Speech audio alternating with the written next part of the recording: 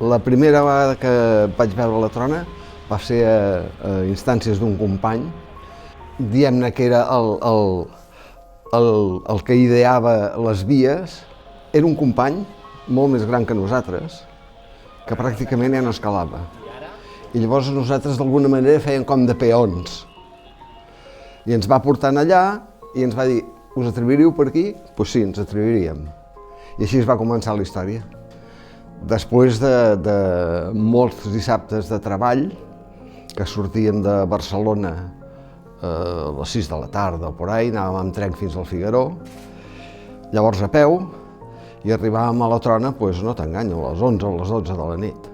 Sopàvem una mica, fèiem un bivac, i llavors a les 6 del matí començàvem a escalar, fins que ens cansàvem. Dinàvem a les 6 o a les 7 de la tarda al Figaró, i llavors tren cap a casa. I així durant diverses setmanes. Però a la trona nosaltres anàvem a fer les vies, diguem-ne, de baix del Figaró, la Germana Gran, la Paret Bèstia, etc. I llavors ens vam enterar que hi havia una via allà d'escalar que era d'en Cerdà. I llavors la vam anar a fer. Llavors vam fer i ja ens vam mirar la via aquella, que ens feia gràcia d'obrir una via per allà. Bueno, això va passar temps i llavors amb l'entitat vam enraonar amb l'Albert Muñoz, que també va d'allò, i llavors vam anar a mirar ben bé perquè es podia fer una cosa ben feta o no ben feta. I llavors vam començar a fer un intent, vam deixar un temps i al 62 vam obrir la via. Ens va motivar a escalar el que era una zona que no estava explotada. La via tenia un cert atractiu i molta dificultat, i vam dir, i per què no? I per què no hi vam començar a fer? Perquè no teníem medis ni mitjà de transport, teníem i molt pocs calés. Llavors, aquest company, tinc una possible via, no sé on, que m'agradaria que la féssiu vosaltres, i vam anar-hi cap allà. I va costar bastant, amb un problema afegit, que és que els pares no sabien que escalàvem. I llavors s'havia d'inventar una excusa per sortir i fer-ho. Nosaltres anàvem d'excursió, res més. Fred i gana, però bueno, és el que hi havia en aquella època i les ganes ens motivàvem a fer-ho. I els que vam fer-ho va ser l'ensenyat, que ara viu als Estats Units, a Carolina del Nord, va ser el Joan Estrada, que era... L'ensenyat era més el meu company de cordada, fèiem les dues coses junts. Amb l'Estrada no sortíem tant, però bueno, era de la colla. i jo, tots tres.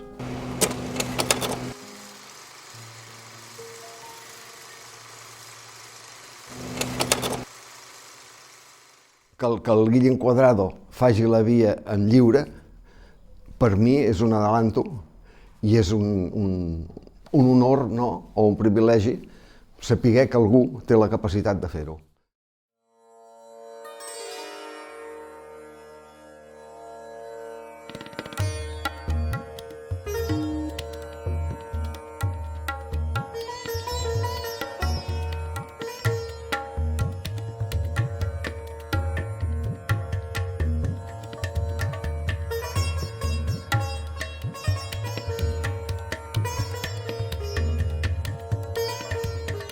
La escalada tradicional pues es una modalidad, digamos que es la que más se asemeja al origen de la escalada. Es una modalidad en la que el escalador, el primero de cordada, precisa poner una serie de elementos para autoprotegerse, para su seguridad.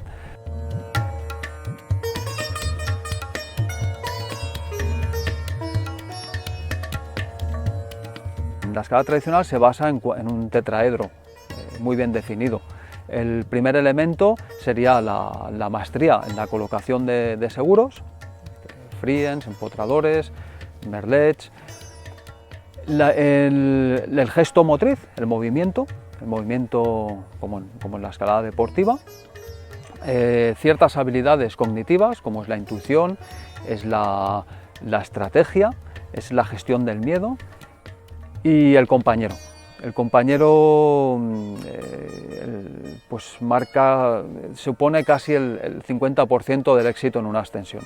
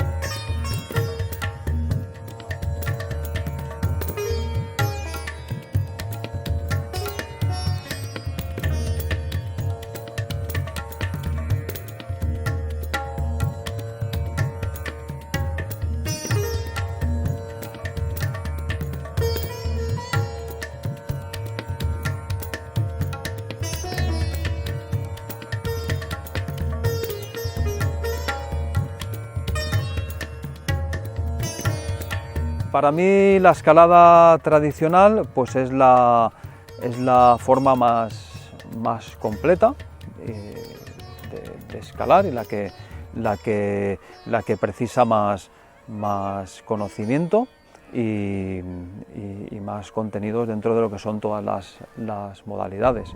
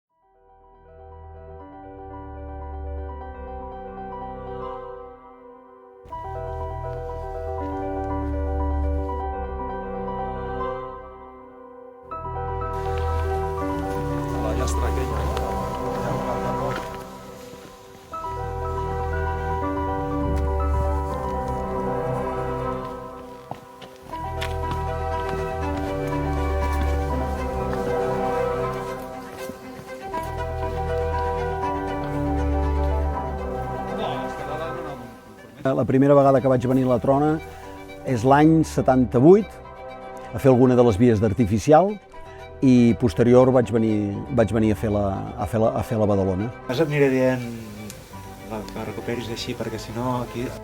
No, però tens la verda també. Ja. La Badalona de la Trona em sembla que em va passar molt semblant amb lo dels protagonistes de la via. Jo havia escalat de molt jovenet a les agulles d'aquí del Sot del Bac i sempre et deien la gent més gran que allà dalt dels cingles hi havia un monstre que es deia la Badalona.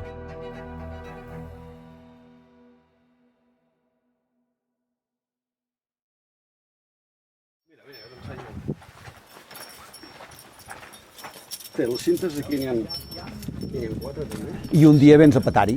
Vaig venir un dia amb un company de Centelles, vam venir a fer la Badalona de la Trona i després del diedre tancat, pujant evidentment amb artificial, estem parlant dels anys 84, 85, no recordo exactament, vaig tenir una caiguda a la punta del desplom perquè hi havia tacs i peces molt rudimentàries i vaig arrencar bastantes peces, 8 o 10 peces, i vaig quedar penjat en l'aire i van baixar com van poder.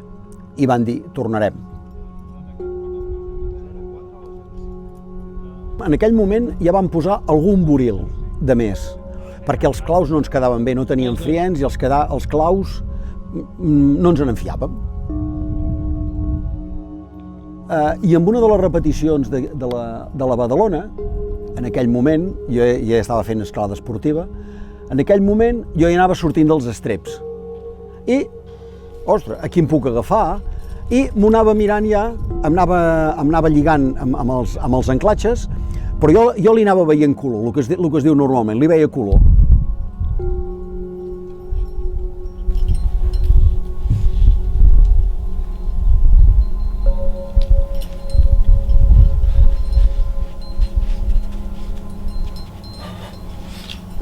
Poc a poc. Si no proves la pesa aquesta. Ja. Bona.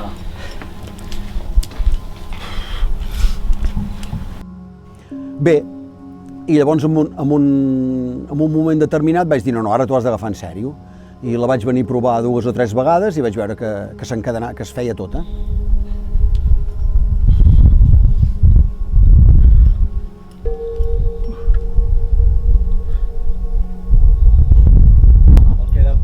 És que d'aquest al següent té xista, Ja. El que dius tu, hi ha un passarranc, un canvi de fissura que no és...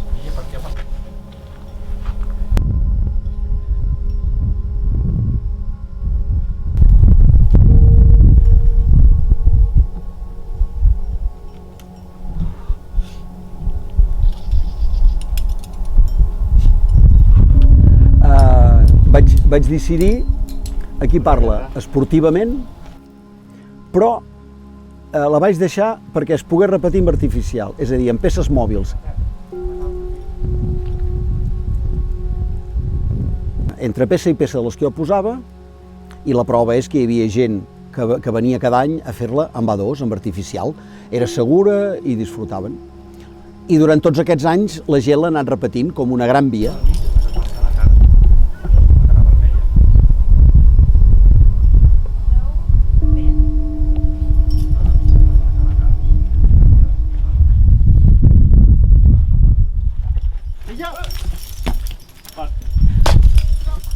Piedras caen.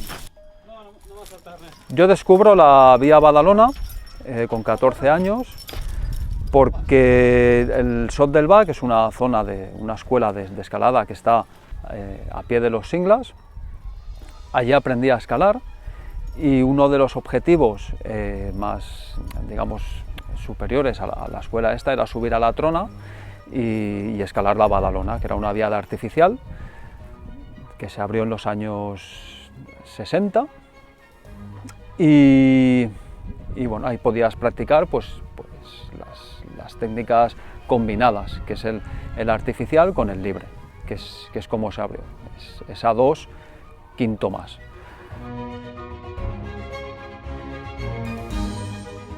La vía Badalona se abre en los años 60, se reequipa en los 90, cuando con el auge de la escalada deportiva, impulsa la escalada deportiva y con nuestra actividad, con la apertura de vías en el Singlas de Bertí, pues nos lleva a probar estas líneas tan evidentes, tan maestras, nos lleva a probarlas en autoprotección, en estilo tradicional, sin utilizar los parabols.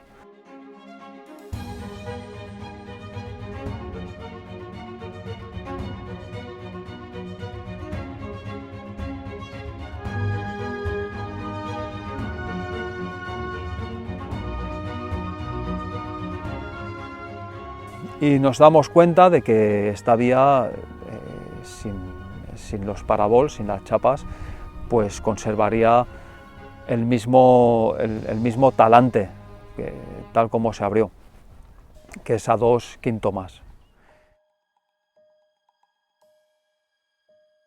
Es admirable la actitud tanto de los aperturistas como del reequipador, que sueltan la vía para que la vía evolucione a partir de la artificial.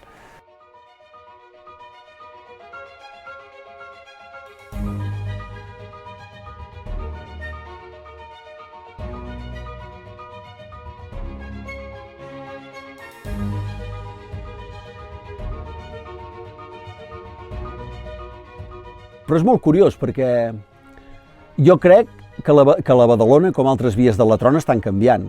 Perquè jo que les he anat repetint al cap dels anys, hi ha llocs que ara entren peces que abans no ens entraven, petits cantos se segueixen trencant perquè podem veure que tenim una pedra que no és la més consistent del món. Va, fotrem xic en aquest. Perquè hi havia molta fricció.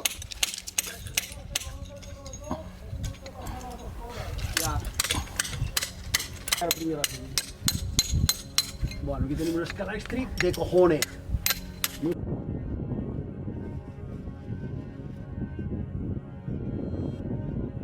No, home, no. Amb la punta del martell dona-li un bon cop cap aquí i un bon cop cap allà. Tu que tens braç i espeta sol, això. No pateixis, tio. Hòstia, si això és pim-pam. Jo aquí, amb l'escarpa. Esto es pim-pam aquí, del catapum. Sí, fent el rockpuc. Bé, ara després de 30 anys i després d'escalar-ne uns quants, les coses també canvien i hem de portar alguna cosa. I possiblement aquest aport és tornar als orígens. És amb menys millor i amb menys petjada.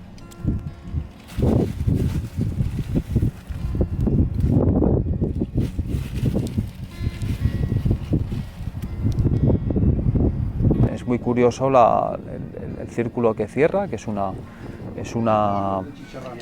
pared virgen que en los 60 se escala en artificial, en los 90 se escala, se reequipa para ser escalada en deportiva y ahora pues se desequipa para escalar en tradicional, cerrando un círculo que contiene dentro de él pues una experiencia, una vivencia.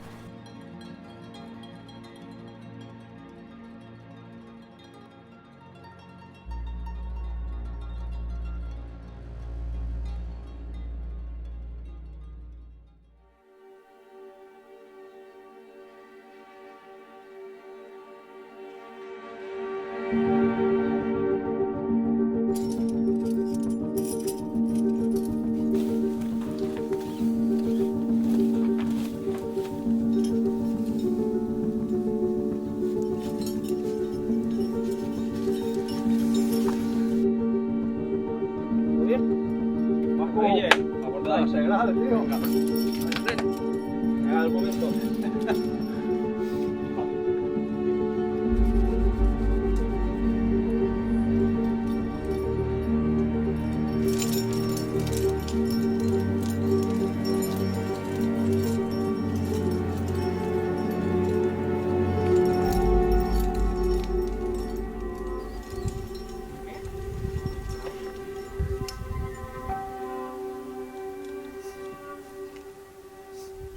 La vía empieza con una entrada de boulder, recorre unos metros por una roca así un poco dudosa y hace una travesía hasta un lugar que los aperturistas le llamaron el váter.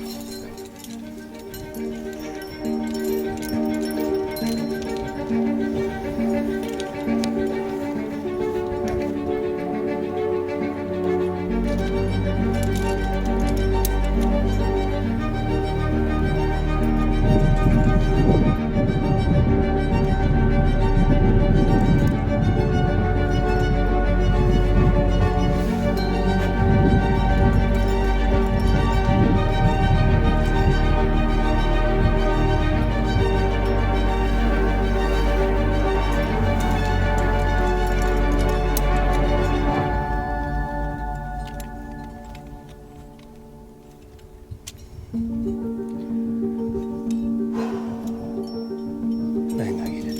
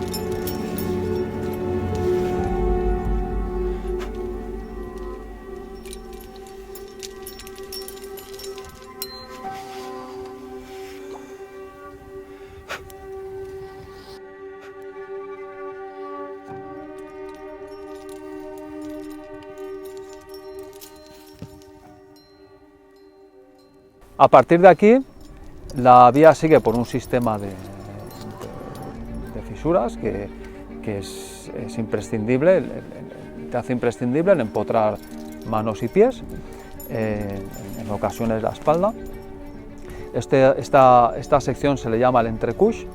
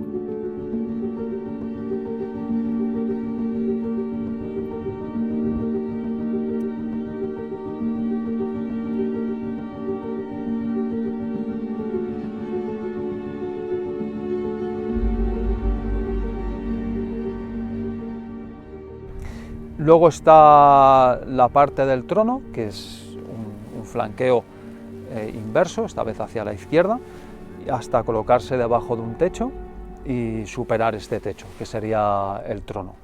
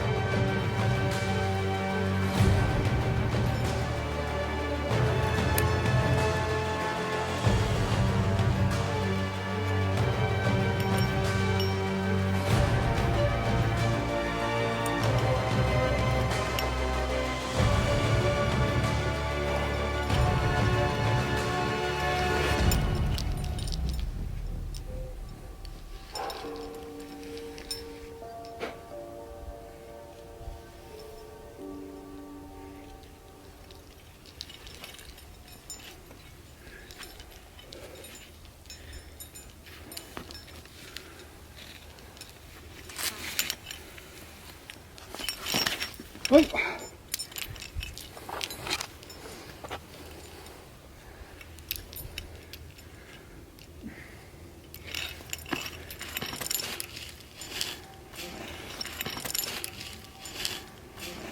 Han relliscat.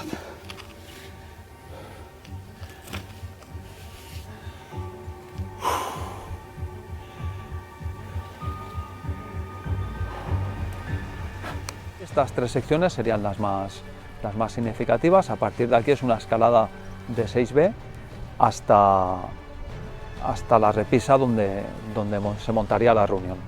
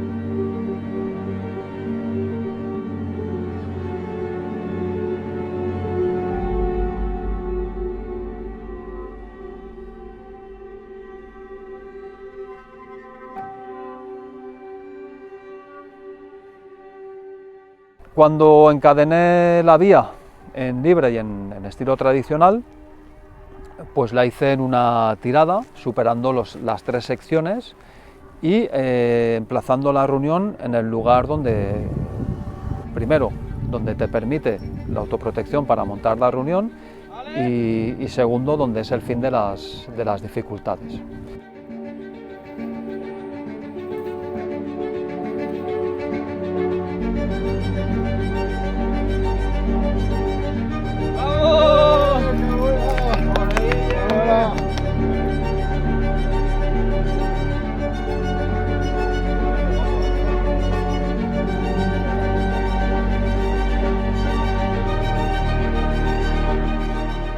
El consenso que ha habido, la manera de ponerse de acuerdo que ha habido para desequipar esta ruta, yo creo que marca un hito, un antes y un después en nuestro país.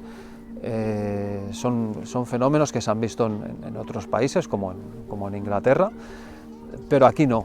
Y esto pues marca un camino, nos abre unas puertas a que aquellas vías que pueden ser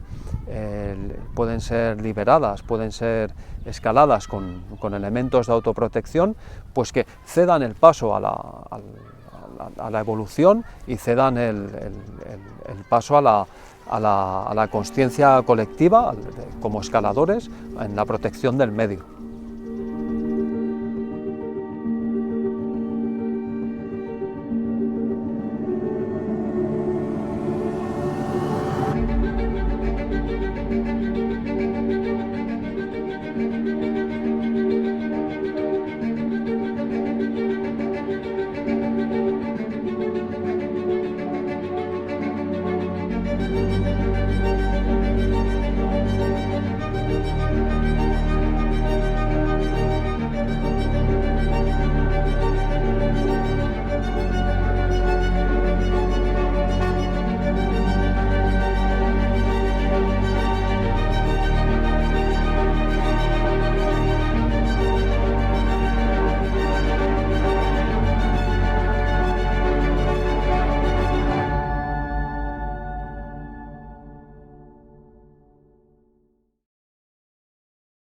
les coses ara, vosaltres o la gent d'ara, els que escalen ara, s'ho agafen molt més en sèrio, s'entrenen físicament.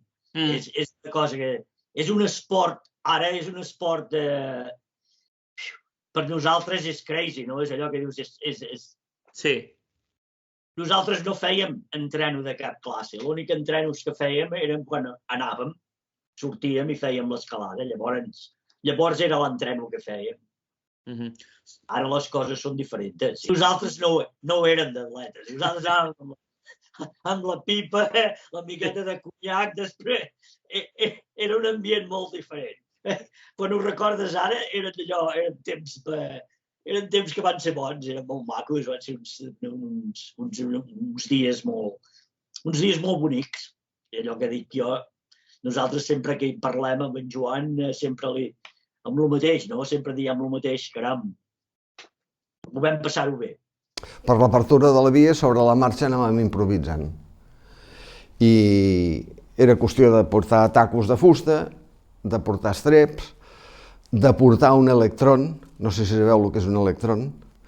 L'electrón és una escala metàl·lica d'uns 20 metres, si no recordo malament. És un cable, són dos cables d'acer amb uns travessers, com si fossin uns estreps, però més de corda amb cable d'acer.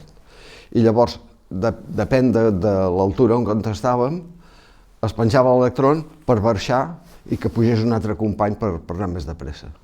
I així s'estalviava en temps. Sí. Aquest poder és comercial. Aquest poder és comercial, sí. Que fort. Bueno, s'havia de buscar una escletxa i depèn de com era l'escletxa es posava d'una manera o d'una altra. Aquest pot anar així i pot anar així. Lo normal és que vagi així al ferro perquè pengis el mosquetó d'aquí, però si l'escletxa era vertical, doncs llavors l'havies de posar així, vigilant d'entrar-lo bé perquè no fes palanca.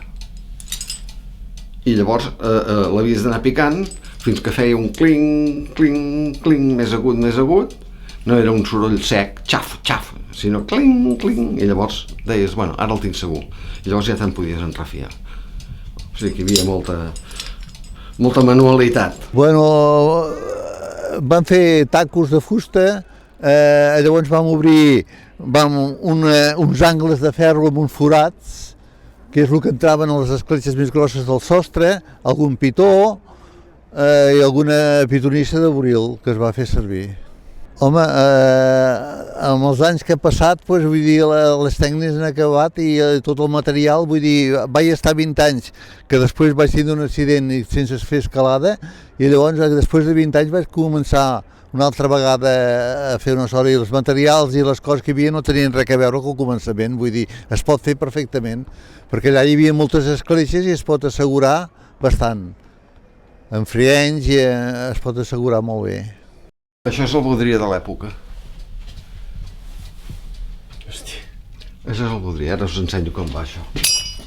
I com que, poder aquí em repeteixo, però és una via que té tota una línia natural, ens permet protegir-la en flotants sense tenir que utilitzar expansions. Evidentment que això és un tema que s'ha consensuat amb la cordada aperturista i amb escaladors de l'escalada tradicional que estan portant aquest tipus d'escalada ara avui en dia a l'avantguarda de l'escalada lliure i donant un plus i no deixant rastre a les parets, els podem anar seguint i atrevir-se amb la Badalona és un atreviment, però atrevir-se amb muros de Montserrat molt compactes, anar buscant forats i estan fent una aportació a l'escalada, ja no esportiva, a l'escalada lliure, per mi és el següent pas. Aquí hi ha uns entrenos i un programa i unes generacions anteriors que hem equipat i hem obert vies d'una manera i ara li hem donat una volta més de cargol, però deixem el pany de paret com originalment estava abans d'obrir-lo, possiblement. La escalada deportiva es una modalidad en base, es una modalidad artificial. O sea, tú equipas una vía desde arriba con una cuerda fija, te descuelgas, la limpias, utilizas un Yumar, utilizas reenvíos, pones piezas fijas. Estas piezas fijas te permitirían subir por la vía con un artilugio como una caña o unos estribos muchas veces, y la convierte en una modalidad, a mi juicio, puramente artificial. Es muy curioso porque es tan artificial que propulsa la escalada deportiva hasta unos límites inimaginables. El nivel que se hace hoy en día pues es increíble. Otro aspecto, podemos hablar de las vías que se abren por abajo en artificial, con técnicas más apuradas, más modernas en artificial, y luego estas vías son apuradas en libre. Aquí vemos esta relación de dependencia entre ambos estilos. La vía Badalona es una vía que se abrió en artificial, y ahora nuevamente, pues otro ejemplo más está dando lugar está potenciando la escalada libre.